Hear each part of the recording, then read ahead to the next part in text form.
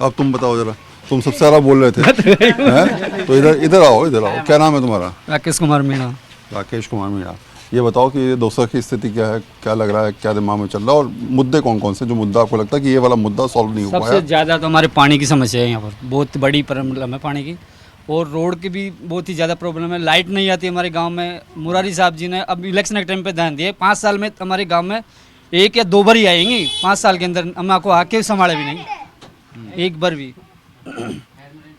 एक बार भी। और कांग्रेस सरकार है आज ध्यान दे रही है, तो ये कोरोना के टाइम पे कहाँ चले गए थे? जब कोरोना में पब्लिक मर रही है, जब उनको किट बांट रहे हैं, आज तो बांट रहे, जब बांटना चाहिए था ना उनको भाई। जब तो इलेक्शन आ गए जब ध्यान दे रहे हैं भाई। तो अब कौन बांट रहा है कोरोना की किट?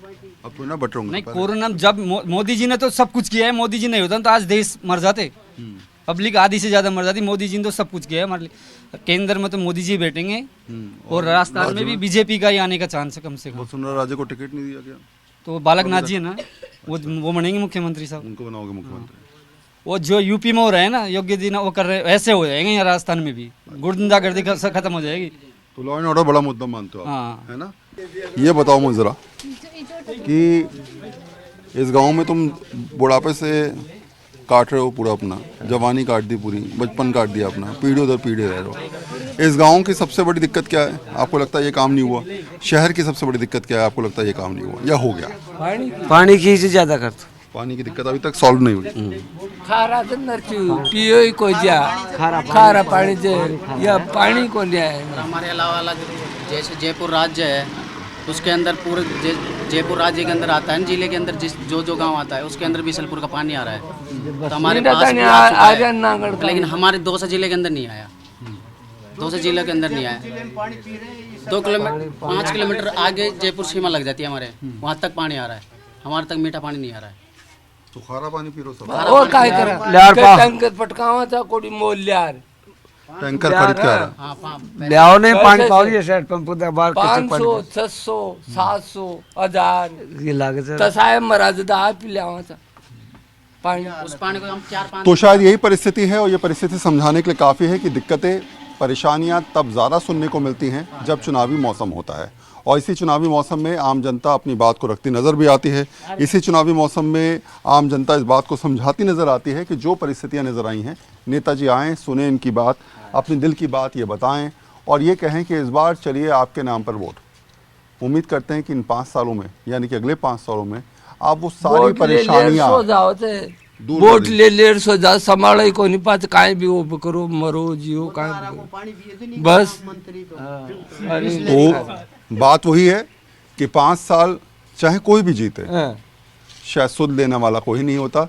और इसी बात को ये लोग लगातार इस बात को उठाते नजर आते हैं कि जो भी आए सुनवाई करे, सोच रखे, इनके भले की बात रखे और इनके लिए, इनके हक की लड़ाई को आगे बढ़ाए। कुछ और जगह भी चलते हैं और उनसे भी समझ लेते हैं कि आखिर राजस्थान के चुनावों को लेकर उनकी सोच क्या है, दौसा की राजनीति किस तरफ जारी है, आखिर जो हालात और जो परिस्थिति है वो क्या इशारा कर रही है। तो चुनावी मौसम में जहाँ जाइए वहाँ पर आपको चुनावी चौपाल देखने को मिल जाएगी। हम यहाँ से गुजर रहे थे, दौसा में राजस्थान के इस समय हम लोग हैं, और कुछ लोग ये बात कर रहे थे कि आखिर इस बार किसकी सरकार बनने वाली है, कौन ज़्यादा अच्छा काम कर रहा है, किसने अब तक जो है वो आम लोगों की बात को सुना है और किस नेता का पलड़ा भारी है। हमने सुना तो हमने कहा हम भी जान लेते हैं कि आखिर माहौल क्या चल रहा है। अभी की जो स्थिति है, लग रहा है कि कुछ परिस्थितियाँ बदली हैं या वैसी हैं, क्या लगता है? अभी स्थिति को बनने में और बिगड़ने में टाइम लगेगा। कौन सी सरकार बनती है, अभी तो चुनावी घोषणाएं हुई है और टिकट भी तय नहीं हुए हैं। अभी टिकट आने के बाद पता चलेगा कौन का पलड़ा भारी है, ये समय बताएगा। अभी तो स्थिति स्पष्ट नहीं है, अभी ये भी स्पष्ट नहीं है किस आदमी को टिकट मिला है, तो अभी कुछ भी कहना अतिशयोक्ति है। और अगर मैं पूरे राजस्थान की बात करूं तो राजस्थान में सरकार की जो योजनाएं आई वो, या फिर बीजेपी अपनी तरफ से नए नए दाव खेलती नज़र आ रही है, आपको लगता है शायद ये मुकाबले को इंटरेस्टिंग बनाती?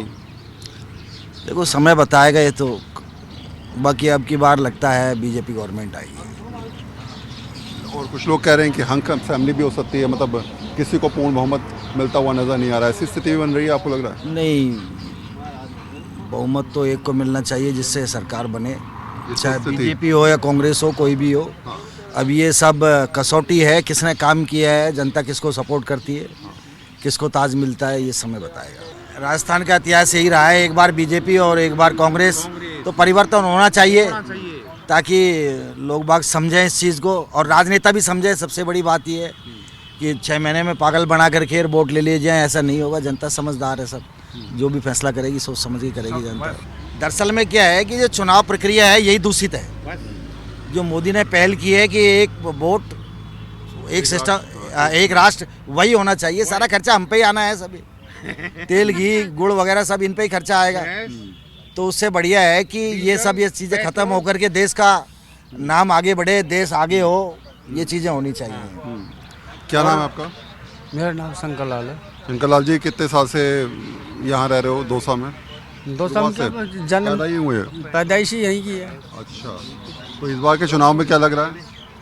लग क्या रहा है इस बार तो है ना, जो तुम्हारी कांग्रेस की बट्टी बुझेगी यहाँ से, तो अच्छा, अच्छी तरह बुझेगी। जिसको कोई ये नहीं कहेगा और ये इसको कुछ आश्वासन भी मिल जाएगा। तो इस टाइम पे इसने कार्य किया नहीं कोई भी आगे के लिए। 6 महीने में यदि ये रेवड़ियाँ बांटी जाए इससे कोई फर्क नहीं। मोबाइल देने से और ये सब करने से कोई विशेष बात नहीं, कोई फर्क नहीं पड़ेगा इसका।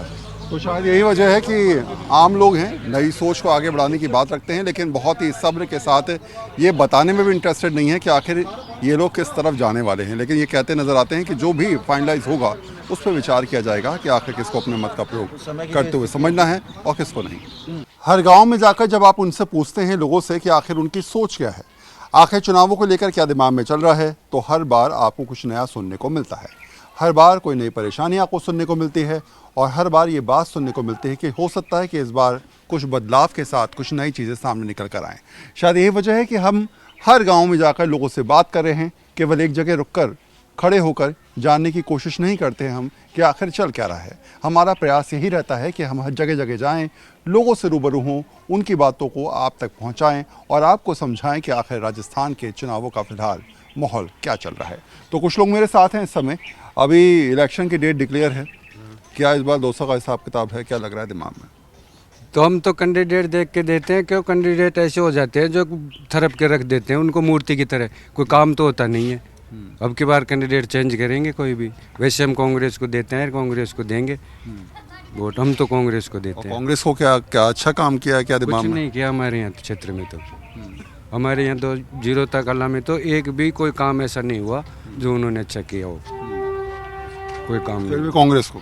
हम तो क्या है, पार्टी से बंधे हुए हैं, पार्टी के हम तो पार्टी को ही देंगे। अच्छा, मतलब चाहे कुछ भी हो जाए, कुछ भी हो जाए, लेकिन पार्टी आपको चाहिए। पार्टी नहीं छोड़नी है? दल नहीं बदलेंगे। अच्छा, हम चाहे तो कुछ भी हो जाए, कुछ भी हो जाए, काम हो या ना हो, अच्छा हो तो अच्छी बात है, नहीं हो रहा तो कोई बात नहीं। कोई बात नहीं। और क्या क्या करें, अब पार्टी तो छोड़ेंगे नहीं हम।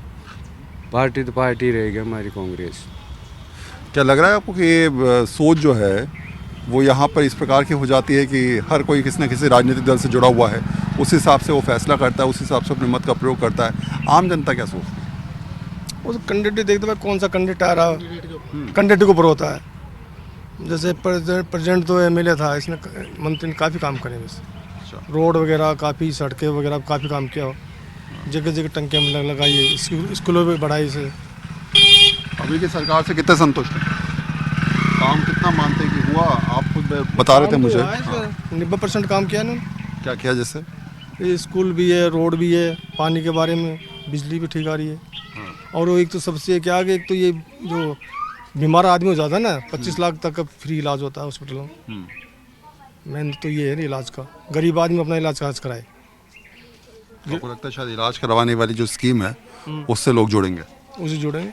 500 रुपये वाला सिलेंडर मिल रहा है यहाँ पर लोगों को, सब्सिडी वाला गरीबों को। उज्ज्वल वाला मिल रहा है, सबको नहीं मिल रहा है।